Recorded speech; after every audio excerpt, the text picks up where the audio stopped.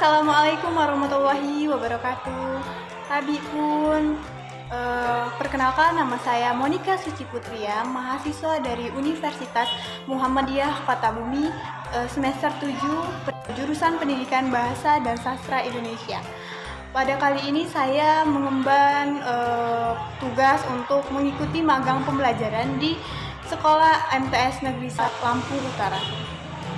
Pada kesempatan kali ini saya akan memberikan sebuah video pembelajaran mengenai teks observasi. Apa sih teks observasi itu?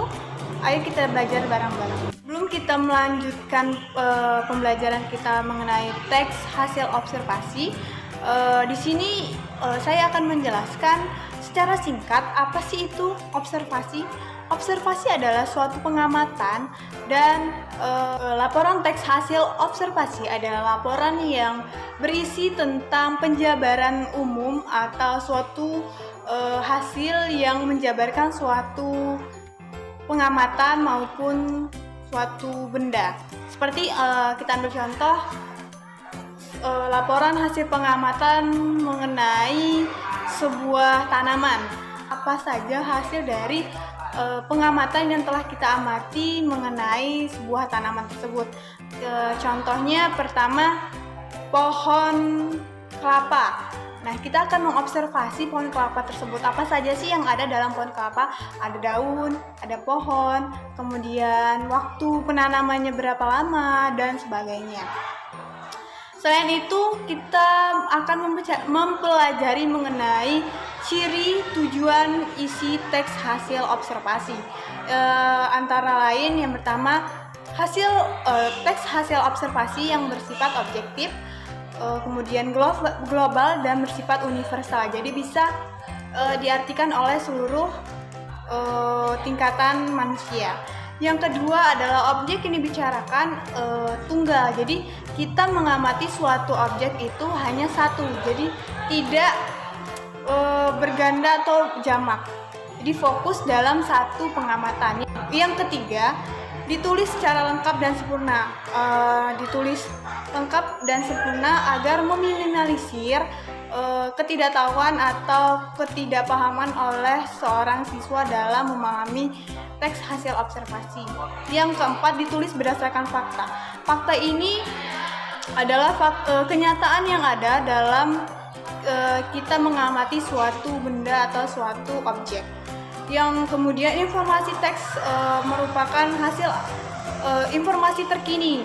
Nah, informasi terkini adalah informasi yang up to date karena kita mengamati secara fakta, jadi tidak bisa mengambil dari informasi yang lampau. Yang tujuan dari teks hasil observasi adalah mengatasi masalah, membuat laporan secara efektif dan lain sebagainya. Setelah kita mempelajari cara mengenali ciri, tujuan, dan isi teks hasil laporan observasi, kemudian kita akan mempelajari tentang cara mengidentifikasi ciri bahasa teks laporan hasil observasi. Apa saja ciri bahasa yang ada dalam teks laporan hasil observasi? Mari kita belajar bersama-sama. Yang pertama adalah mendaftar istilah pada teks laporan hasil observasi.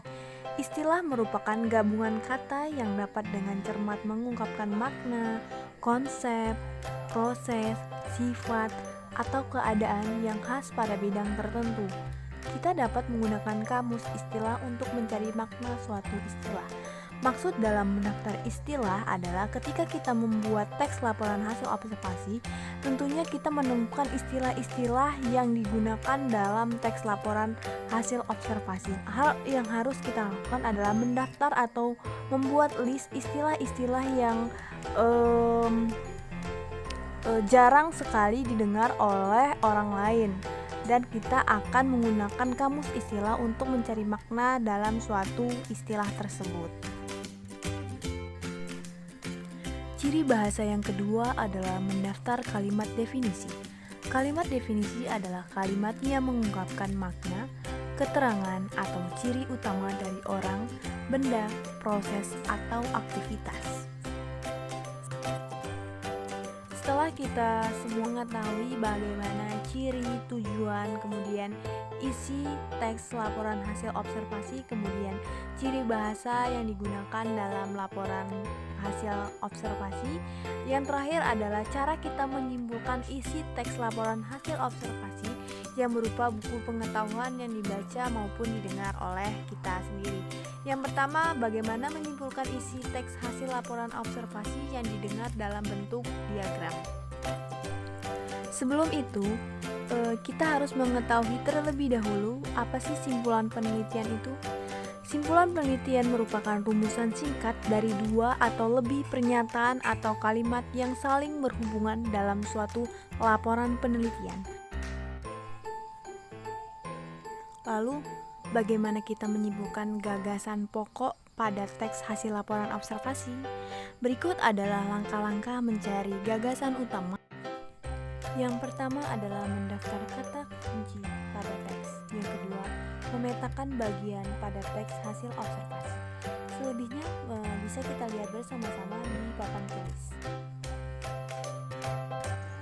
Mungkin itu saja yang bisa saya sampaikan mengenai penyampaian materi tentang laporan hasil observasi untuk kelas 7.